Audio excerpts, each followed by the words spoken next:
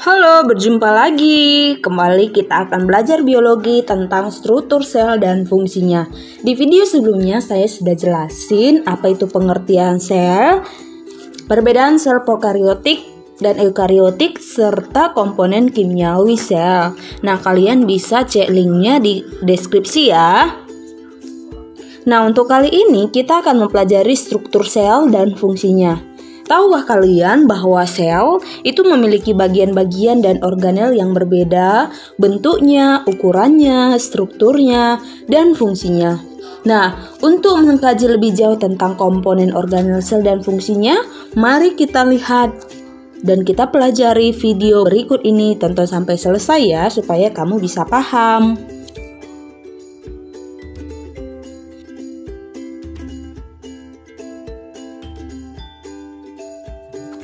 Yang pertama ada membran sel atau biasa disebut sebagai membran plasma. Nah, membran sel ini merupakan lapisan tipis dengan ketebalan sekitar 8 nanometer ya, yang membatasi isi sel dengan lingkungan di sekitarnya. Nah, membran sel ini dia itu bersifat selektif permeabel atau semi permeabel karena hanya dapat dilewati oleh ion, molekul, dan senyawa-senyawa tertentu. Nah, pada sel hewan dan manusia, membran sel ini terletak di bagian terluar, sedangkan pada sel tumbuhan, membran sel dikelilingi oleh dinding sel. Nah, itu dia tentang membran sel.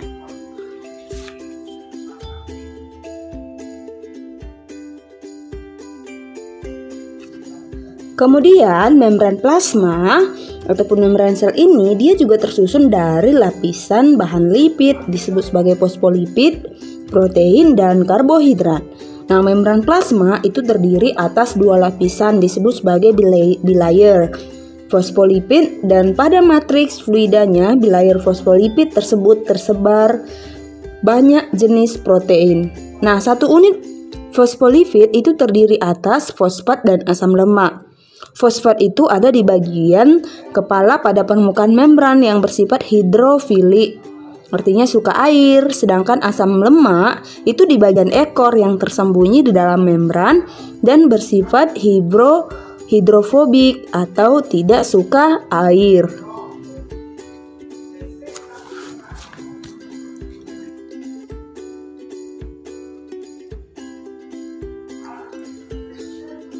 Berdasarkan letaknya, protein membran itu dapat dibedakan menjadi dua jenis. Yang pertama, protein integral atau intrinsik itu tertanam di antara bilayer fosfolipid ya. Sedangkan protein periferal atau ekstrinsik itu terikat secara longgar pada permukaan membran atau pada protein integral.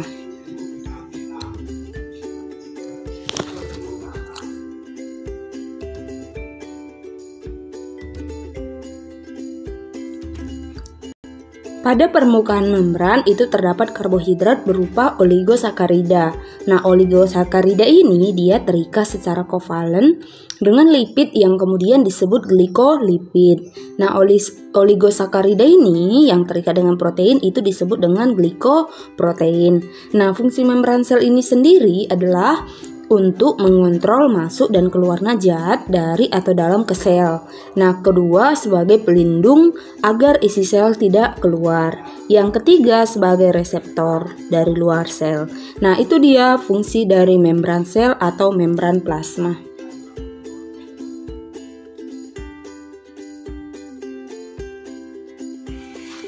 Berikut adalah gambar struktur membran plasma sel yang sudah saya jelaskan tadi ya.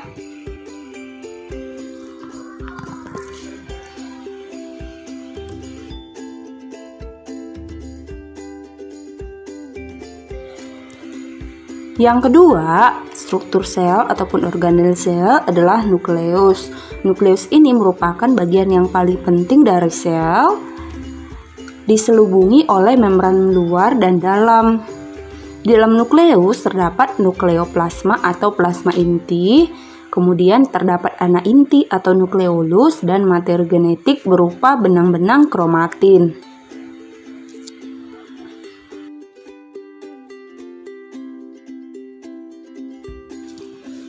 Fungsi dari nukleus itu sendiri untuk mengontrol sintesis protein dengan cara mensintesis mRNA sesuai dengan perintah DNA, mengendalikan proses metabolisme, menyimpan informasi genetik berupa DNA, dan tempat replikasi ataupun penggandaan DNA.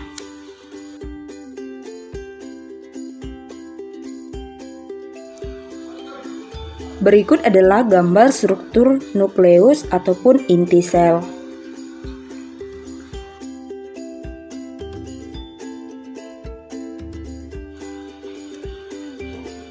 Yang ketiga ada sitoplasma.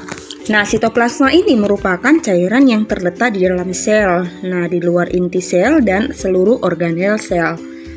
Sitoplasma ini berbentuk cairan homogen yang jernih serta mengandung nutrien, ion-ion, garam, dan molekul organik.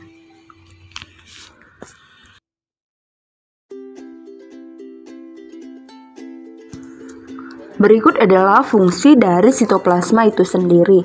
Yang pertama, sebagai tempat organel sel dan sitoskeleton, memungkinkan terjadinya pergerakan organel sel oleh aliran sitoplasma, tempat terjadinya reaksi metabolisme sel untuk menyimpan molekul-molekul organik seperti karbohidrat, lemak, protein, dan enzim. Selanjutnya ribosom. Ribosom ini berbentuk butiran kecil, diameternya sekitar 20-22 nanometer. Nah, ribosom terdapat dibedakan menjadi dua, ribosom bebas ataupun tersuspensi di dalam sitosol dan ribosom terikat atau menempel pada retikulum endoplasma. Ribosom ini berfungsi sebagai tempat sintesis protein.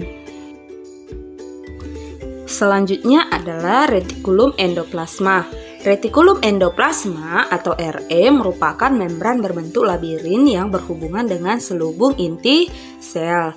Nah, di retikulum endoplasma ini menempel si ribosom.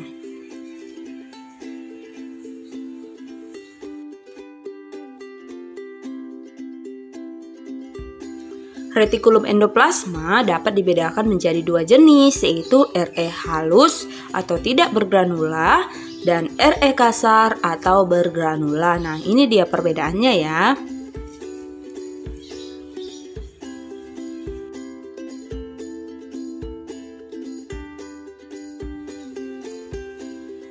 Kemudian badan Golgi. Badan Golgi ini ditemukan pertama kali oleh Camillo Golgi pada tahun 1898 di dalam sel-sel kelenjar. Nah, badan Golgi ini terdiri atas tumpukan kantong, membran pipih, sisterna, dan vesikula-vesikula. Nah, berikut yang di samping adalah gambar dari badan Golgi.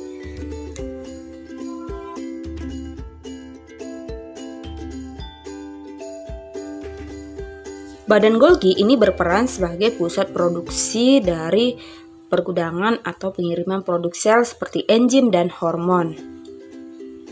Fungsinya berperan dalam sekresi atau membentuk vesikula yang berisi enzim untuk sekresi, kemudian membentuk membran plasma dari vesikula yang dilepaskan dan membentuk dinding sel pada tumbuhan. Nah, itu dia fungsi dari badan Golgi.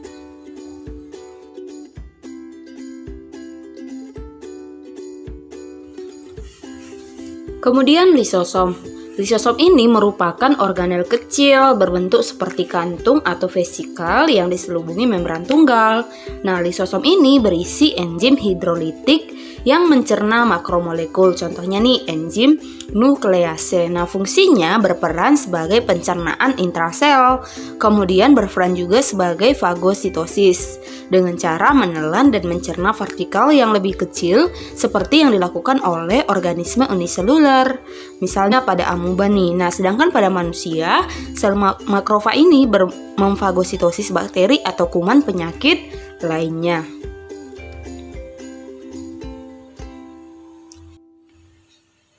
Bakteri atau kuman yang memfagositosis bakteri atau kuman dan penyakit lainnya itu ada dua, ada autofag dan autolisis. Autofag itu adalah menelan dan mendaur ulang organel yang rusak, sedangkan autolisis itu perusakan sel sendiri dengan cara membebaskan semua isi lisosom. Nah, biasanya autolisis ini terjadi pada peristiwa hilangnya ekor katak saat metamorfosis.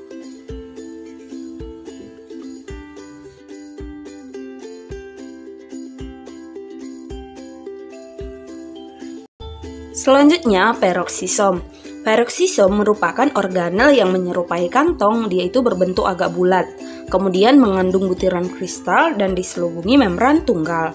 Nah, peroksisom ini mengandung enzim oksidase dan enzim katalase. Fungsinya sebagai penghasil enzim oksidase dan katalase, kemudian memecah asam lemak menjadi molekul kecil sebagai bahan dasar untuk respirasi sel.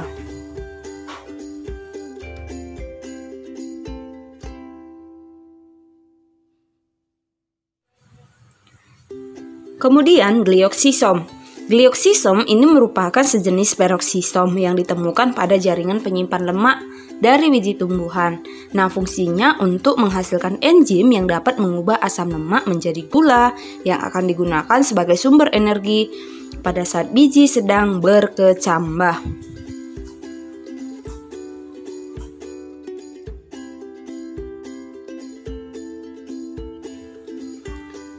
Kemudian mitokondria. Mitokondria merupakan salah satu organel yang berbentuk silinder. Diselubungi dua membran luar dan membran dalam. Membran dalam mitokondria berlekuk-lekuk disebut krista, sedangkan mitokondria ini berperan dalam respirasi sel atau metabolisme energi di dalam sel yang dapat menghasilkan ATP.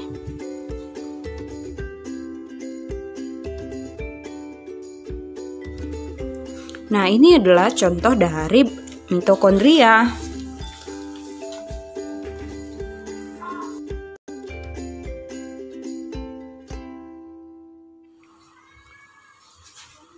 Kemudian plastida. Plastida merupakan salah satu organel yang berfungsi sebagai penyimpanan materi yang diselubungi oleh membran ganda. Nah, plastida ini ada pada tumbuhan.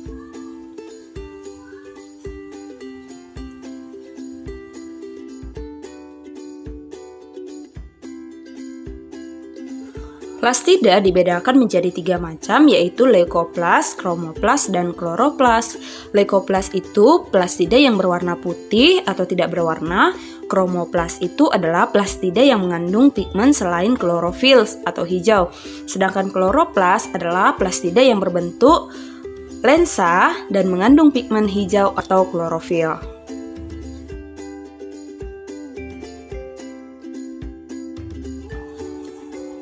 Kemudian ada vakuola. Vakuola ini adalah organel yang berbentuk vesikula besar yang berisi cairan dan berfungsi sebagai tempat cadangan makanan.